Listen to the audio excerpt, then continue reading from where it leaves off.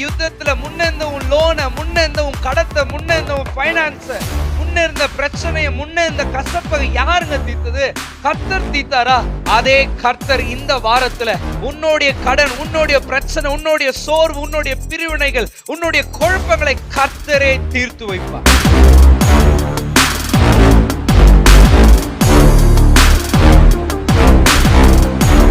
உங்க எல்லாருக்குமே கிருபையின் சமாதானம்.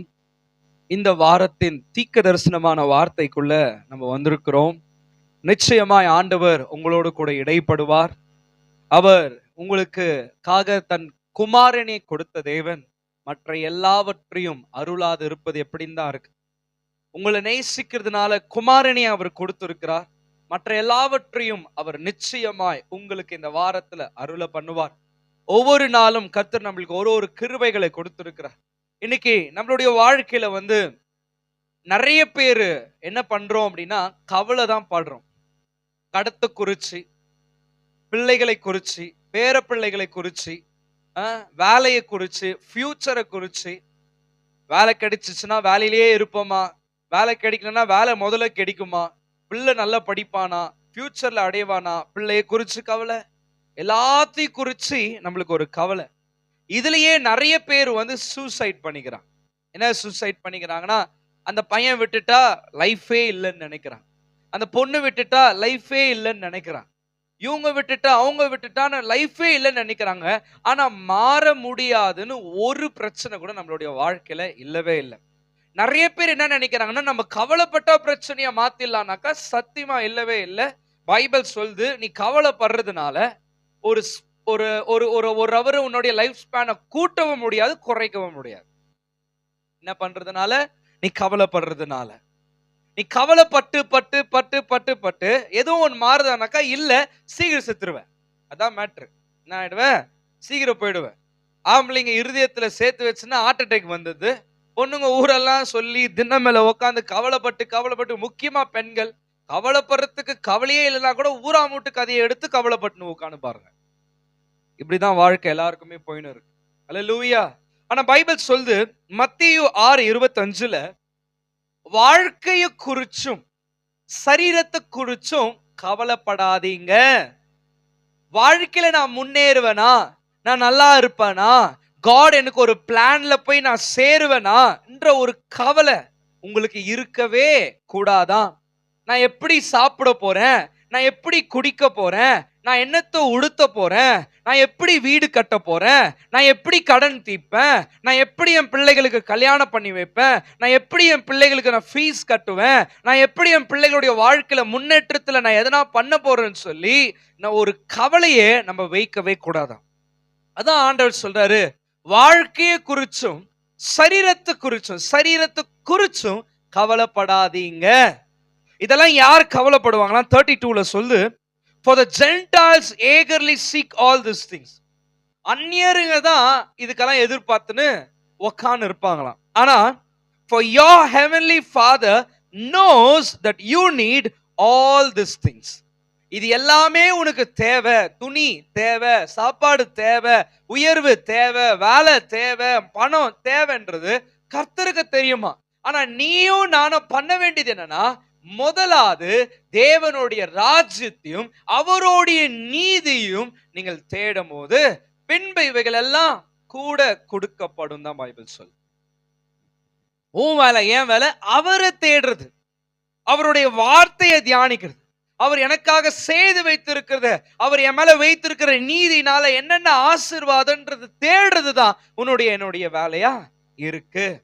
ஆண்டவர் சொல்றாரு, வாழ்க்கையை குறிச்சும் சரீரத்தை குறிச்சும் சொல்லிட்டு ரெண்டு விஷயங்களை பார்க்க சொல்றார். எதை பார்க்கணுமா?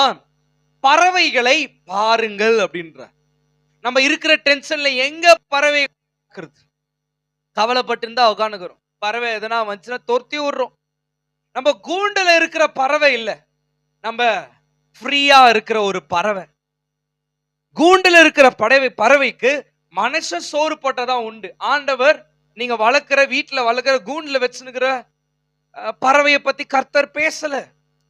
சுதந்திரமா பறந்துன்னு இருக்கு பாத்தீங்களா, அந்த பறவைகளை போய் அப்படின்றார். என்ன பண்றா? அது விதைக்கிறதும் இல்ல, அறுக்கிறது இல்ல, சேர்த்து வைக்கிறது இல்ல. ஆனா அதையே நான் தான் போஷிக்கிறேன். அதை விட விசேஷித்தவன் நீ, கர்த்தர் உன்னை போஷிக்க மாட்டாரா? இங்க சோறுதும் தண்ணி இதெல்லாம் உனக்கு தேவன் கர்த்தருக்கு தெரியும். அதுக்கு மேல கர்த்தர் உனக்கு ஒண்ணு வச்சிருக்கிறாரு. எல்லாத்தையும் அனுபவிக்கிறதுக்காக தான் இயேசு கிறிஸ்து இந்த உலகத்துல வந்து ரத்தம் சிந்து உன்னை மீட்கிறது மாத்திரம் இல்லாம இந்த உலகத்தையே மூலியமா மீட்கணும்ன்ற ஒரு திட்டத்தோட தரிசனத்தோட ஆண்டவர் இந்த உலகத்துக்கு வந்து எல்லாத்தையும் செய்து முடிச்சு போனார். நீங்க இத பத்தி கவலைப்பட தேவையில்லை. You have a heavenly Father who feeds you and he knows that you need all this. உன் வாழ்க்கை குறித்து கவலைப்படாத. Proverbs chapter 23 verse 18ல சொல்லுது, நிச்சயமாகவே முடிவு உண்டு. ஒரு வெர்ஷன்ல சொல்லுது, surely there is a future. நிச்சயமா உனக்கு ஒரு எதிர்காலம் உண்டு. உன் நம்பிக்கை வீண் போகாது. கர்த்தரை நம்பி இருக்கிற மனுஷன் உடைய முகம் பிரகாசிக்கும் தவிர வெக்கப்பட்டு போகாது. நீ எந்த விதத்திலையும் கர்த்தர் உன்னை வெக்கப்பட அவர் விடவே மாட்டார். எந்த விதத்திலையும் கர்த்தர் உன்னை வெக்கப்பட விடவே மாட்டார். எதை பத்தியும் கவலைப்படாது. எவ்வளவு பெரிய தேவைகள் இருக்கட்டும், பறவைகளை பாரு, எனக்கு விதைக்க தெரியும். கர்த்தர் நம்மளுக்கு விதைக்கிற ஞானத்தை கொடுத்திருக்கிறார், அறுக்கிற ஞானத்தையும் கொடுத்திருக்கிறார், சேர்த்து வைக்கிறத கொடுத்திருக்கிறார். சில பேர் சீட்டு போட்டோம், எந்த பணனா இருக்கட்டும் அதை அனுபவிப்போமா இப்படி ரொம்ப கவலைப்படுவாங்க. அது இருந்து கூட நம்ம எப்படி இருக்கணும்னா, நம்மளோடு கூட தேவன் இருக்கிறாரு, இதெல்லாம் அவருக்கு தெரியும், இதெல்லாம் தேவைன்றது அவருக்கு தெரியும், அவரு பார்த்து பாரு, நான் கவலைப்பட மாட்டேன். பொறுப்பா இருக்கணும், ஆனா கவலைப்படக்கூடாது. வாழ்க்கையை குறிச்சும் சரீரத்தை குறிச்சும். ஆனா வாழ்க்கைக்கு எதை பார்க்க சொல்றாருன்னா, பறவைகளை பாருங்கள், அது விதைக்கிறது இல்ல, அறுக்கிறது இல்ல, சேர்த்து வைக்கிறது இல்ல, அதை நான் தான் போஷிக்கிறேன். இன்னைக்கு வேலை போன உடனே ஐயோ நான் என்ன பண்ண போறேன் அப்படி போவாதீங்க. கர்த்தர் பார்த்து கொள்வாருன்னு சொல்லுங்க. அவர் பார்த்து பாருங்க. கொரோனா டைம்ல எல்லாருமே நல்லா சாப்பிட்டாங்க, வேலை இல்ல ஒண்ணும் இல்ல, ஆனா எல்லாரும் வீட்லயும் சாப்பாடு இருந்துச்சு. சிங்க குட்டிங்க பட்டினி கடந்து தாழ்ச்சியா எடுக்கலாம். ஆனா கர்த்தரை நீ தேடினதுனால ஒரு நன்மை கூட உனக்கு குறைபடல. அல்லேலூயா. ஆனா நீ அப்ப கூட என்ன பண்ணிருக்கிற, கவலைப்படுற. முன்ன இந்த யுத்தத்துல, முன்ன இந்த உன் லோனை, முன்ன இந்த உன் கடத்தை, முன்ன இந்த உன் பைனான்ஸ, முன்ன இருந்த பிரச்சனைய, முன்ன இந்த கசப்பை யாருங்க தீர்த்தது? கர்த்தர் தீர்த்தாரா? அதே கர்த்தர் இந்த வாரத்துல உன்னுடைய கடன், உன்னுடைய பிரச்சனை, உன்னுடைய சோர்வு, உன்னுடைய பிரிவினைகள், உன்னுடைய குழப்பங்களை கர்த்தரே தீர்த்து வைப்பார். அதுக்குதான் சொல்றாரு, டென்ஷன் ஆகுதா, தேவை குறிச்சு இருக்கா, போய் பறவைய பாரு, அதை பாரு. அதை யாரு போஷிக்கிறது? அத ஆண்டவர் போஷிக்கிறார்னா நான் அதை விட விசேஷித்துவேன்.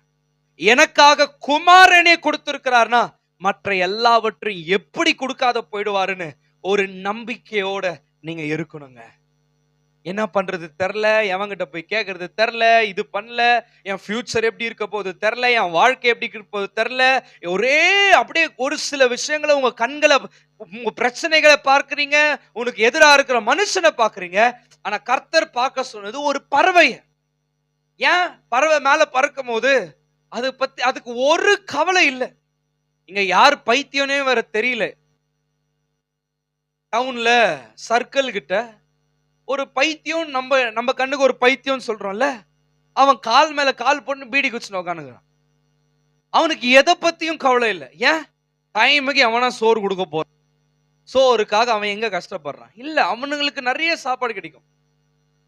ஆனா நம்ம ஐயோ அரிசி காலியாவதே, ஐயோ பருப்பு காலியாவதே, ஐயோ சக்கரை காலியாவதே, ஐயோ கொத்தமல்லி காலியாவது, என்ன பண்றது எப்பா அந்த அக்கா கொடுக்காதே, இவங்க கொடுக்க மாட்டாங்களே, இதெல்லாம் விட்டுருங்க. இன்னும் 5 வருஷத்துல நான் பைபிள் என்னந்து 34ல so do not worry about tomorrowங்குது. For tomorrow will care for itself, each day has enough trouble of its own. இங்க என்ன ஆகுதுன்னா, நாளைய குறிச்சு கவலைப்படாதேங்குது. நம்ம என்ன பண்ணுவோம், ஒரு வாரத்துக்கு அப்புறம் இருக்க போற, ஒரு மாசத்துக்கு அப்புறம் இருக்க போற, நானும் ஒரு மாசத்துக்கு மேல இருக்க போகிற, வருஷத்துக்கு இருக்க போற, 5 வருஷம் விட்டு நான் எங்க இருக்க போறேன், என் ஃபியூச்சர் எப்படி இருக்க போகுது, என் வாழ்க்கை எப்படி இருக்க போகுது, என் போயோ இப்படிக்குது இப்பவே, இதெல்லாம் வேலை இல்லை. நீயும் நான பண்ண வேண்டியது முதலாவது தேவனுடைய ராஜ்யத்தையும் அவருடைய நீதியும் தேடுறதுதான் உன்னுடைய என்னுடைய வேலை. கவலைப்படுறது இல்ல. God has given a surety and he has told that surely you have a future. Your hope will not be cut off. மனுஷர்களை நம்பியோ, தாய் தகப்பனை நம்பியோ, கூட பிறந்தவங்களை நம்பியோ, இல்ல கட்டிக்க போறவளை நம்பி இல்ல, அவரை நம்பினா உனக்கு எதிர்காலம் உண்டு. அவங்க விட்டு போயிட்டாங்க, அவ்வளவுதான், எனக்கு எதிர்காலம் இல்ல இல்ல இல்ல, அதனால நான் சாக போறேன் பிரதர், சாக போறேன்னு போகாதீங்க. உங்களுக்கு கர்த்தர் ஒரு எதிர்காலத்தை வச்சிருக்கிறார். உங்களுக்கு கர்த்தர் ஒரு திட்டத்தை வச்சிருக்கிறார். உங்களுக்கு கர்த்தர் ஒரு பிளானை வச்சிருக்கிறார். இந்த 2025 நிறைய பேர் பார்க்கல. நீயும் உன் குடும்பமும் உயிரோடு இருக்கிறீங்கன்னா உன் மேல, உன் பிள்ளைகள் மேல, உன் குடும்பத்து மேல கர்த்தர் ஒரு தரிசனத்தை வைத்து இருக்கிறார். பிரச்சனைகள் 1000 இருக்கலாம், தேவைகள் 1000 இருக்கலாம், விருப்பங்கள் 1000 இருக்கலாம், எதுவுமே நடக்காத மாதிரி இருக்கலாம். ஆனா கர்த்தர் பார்க்க சொன்னது, பறவைகளை போய் பார், கொஞ்சம் டைம் எடுத்துக்கங்க, வாக்கிங் போங்க, போய் பாருங்க, பறவைகளை பாருங்க. கவலைப்படுறது அது இல்ல, கவலையே இல்ல. அதுக்கு பாஸ்டர் ஜோயல் ஓஸ்ட்னு ஒருத்தர் சொன்னாரு, அதிகாலையில அவரு 5 மணிக்கு தான் நல்லா தூங்குற நேரத்துல ஒரு பறவை வந்து பாடினுக்குமா, கீ கீ கீ கீ கீ கீன்னு. டெய்லி வந்து அப்படியே 5 மணி ஆனா வந்து கத்தினே இருக்குமா. ஒரு நாள் மழை ஜோரா வருது, ஒரு நாள் இடி பயங்கரமா இடிச்சிச்சு. ஆனாலுமே அவரு நினைச்சாரா, படுத்தலாம், இன்னைக்கு வராதா, இன்னைக்கு எப்படி வருது பார்க்கலான்ட்டு கம்பளி போத்தின்னு தூங்கினாராம். பாருங்க, பறவை வந்து திரும்பி பாட ஆரம்பிச்சுட்டு, மழை வருது, இடி வருது, ஆனா கீ கீ கீ கீ கீன்ஸா. அப்பதான் ஆண்டவர் சொன்னாரா, பறவைங்க எதை பத்தியும் கவலைப்படுறது இல்லை, இடினா இடிக்கட்டும், மழைனா வரும், உனக்கு பெரிய பிரச்சனைகள்னா உன்னை அழைக்கிற மாதிரி ஒண்ணு இருந்தா கூட நீ பாட ஆரம்பி, நீ துதிக்க ஆரம்பி. உனக்கு விரோதமாய் 3 ராஜாக்கள் எழும்பினாலும் சொல்லு, கர்த்தர் நல்லவர், அவர் கிருபை என்றும் உள்ளது. நன்றி உள்ளவன் எப்பவுமே தைரியமா இருப்பான். அவருக்கு தெரியும், இதுக்கு முன்ன வந்த எல்லா பிரச்சனையிலையும் கர்த்தர் என் வாழ்க்கைய மாத்தினார், என் சூழ்நிலைகளை மாத்தினார், என் குறைவுகளை கர்த்தர் நிறைவாக்கினார். எங்கேயோ இருந்த என்ன இவ்வளவா கொண்டு வந்த தேவர் இன்னும் மேல என்னை கொண்டு போவார் என்ற அவனுக்கு இருக்கும். மனுஷனை நம்புறதுனாலதான் அவன் விட்டு போடணும். ஒருத்தன் சூசைட் பண்ணிக்கிறான், ஒரு பொண்ணு சூசைட் பண்ணிக்குது, ஒரு அங்கிள் கடன், இந்த கடன் தீர்க்க முடியாதுன்ற அளவுக்கு முடிவுக்கு வந்துடுறாங்க. கேட்டு கேட்டு மனுஷர்களை கேட்டு கேட்டு பாக்குறாங்க, யாரும் கொடுக்கல. ஆனா ஏன் அவங்க எல்லாம் கொடுக்கலனா, கர்த்தர் உனக்கு கொடுக்க போகிறார், கர்த்தரே உன்னை விடுதலை ஆக்க போகிறார், கர்த்தரே உன் பக்கமா இருந்து உன் பட்சமா இருந்து எல்லா யுத்தங்களையும் அவர் பார்த்து கொள்வார். அதனாலதான் அவர் சொல்லி கொடுக்கிறாரு, பறவைகளை பாரு, you have a great future. அதுக்கப்புறம் சொல்றாரு, உன் சரீரத்தை குறிச்சு கவலைப்படாத. அதுக்கு எதை போய் பார்க்க சொல்றாருன்னா, காட்டு புஷ்பங்களை போய் பாரு. இப்படி சொன்ன உடனே புஷ்பா படத்தை போய் பார்த்துட போறீங்க. நான் சொல்லுங்கிறது காட்டு புஷ்பங்களை போய் பாருனா, காட்டுல இருக்கிற பூங்களை போய் பாரு. வேலியச்சு நீ பாதுகாத்துனுக்கிறியா? இல்ல. தண்ணி நீ ஊத்துறியா? இல்ல. இந்த ஸ்பிரிங் சீசன்ல அப்படியே நடந்து போனீங்கன்னா மலை கிட்ட காட்டு கிட்ட எல்லாம் அப்படியே கலர் கலரா இருக்கும். Yellow, blue, navy blue, purple, பிங்க்னு அழகான ஒரிஜினல் கலர் பூங்க இருக்கும். அதுக்கு நீ தண்ணி ஊத்துறது இல்ல, நீ ஒண்ணு வெயில் காட்டுறது இல்ல. நம்ம வீட்டுல வளர்க்குறோம், ரோஜா செடி எடுத்து வைக்கிறோம், 100 வாட்டி பாக்குறோம், பூ கூட பூக்க மாட்டேங்குது. நீ பாத்துக்கிறது அந்த மாதிரி இருக்குது. அல்லேலூயா. ஆனா கர்த்தர் பாத்துக்கிறது, பாதுகாப்புன்னு வேலியெல்லாம் போடுறது இல்ல, பூ பூக்குது. இங்க ஆண்டவர் வந்து துணி பத்தி பேசுறாரானாக்கா, எனக்கு தெரிஞ்ச வரைக்கும் இல்லைன்னு தான் நினைக்கிறேங்க. ஒரு சமய துணி பத்தி இருக்கலாம், ஏன்னா சாலமோன் சொல்றாரு. ஆனா இங்க ஸ்டார்டிங்கே சொல்றாரு, வாழ்க்கையை குறிச்சும் சரீரத்தை குறிச்சும் என்ன பண்ணாத, நீ கவலைப்படாத. ஏன் சரீரத்தை குறிச்சு ஏன் கவலைப்படாத? வயசாயினே இருக்கு, கால் வலி வந்துச்சு, தலைவலி வந்துச்சு, அவங்களுக்கு அந்த நோய் வந்துச்சு, இவங்களுக்கு அந்த நோய் வந்துச்சு, இதுக்கு மேல நான் பூக்குவேனா, நான் பிரகாசிப்பனா அப்படின்ற கவலை உனக்கு வானாவே வேணா. ஏன்னா பைபிள் சொல்லுது பாருங்க, 1,00,000 ரூபாய் துணி போது நான் ஸ்டோக் ஆகி பத்துனா எதனா பிரயோஜனம் இருக்குதா? இல்லவே இல்லை. அல்லேலூயா, இல்ல. அதே மாதிரிதான் ஆண்டவர் இங்க என்ன சொல்றாருன்னா, ஒரு செடிக்கு தேவை நல்ல சாறு, ஹெல்த்தியான வாட்டர். அதுக்கு ஸ்ட்ரென்த் இருந்தாதான் பூ கொடுக்க முடியும், ஸ்ட்ரென்த் இருந்தாதான் ஃப்ரூட் கொடுக்க முடியும். ஆமாவா இல்லையா? ஆனா கர்த்தர் பைபிள் சொல்லுது, இன்னைக்கு வளர்ந்து நாளைக்கு நெருப்புல போட போகிற புல்லுக்கே நான் உடுத்துறேனா. என்னத்தை உடுத்துறாரா? ஆரோக்கியத்தையும் சுகத்தையும் அவர் உடுத்துறார். அது வளரத்துக்கு பலன் கொடுக்கிறார், அது பிரகாசிக்கிறதுக்கு பலன் கொடுக்கிறார், பூ பூக்கிறதுக்கு பலன் கொடுக்கிறார். புல்ல பாக்குற நீ இன்னைக்கு வந்து நாளைக்கு நெருப்புல போட போறத பத்தி யோசிச்சுக்கிற, நீ அதை விட விசேஷத்தவளா இருக்கிறீங்க.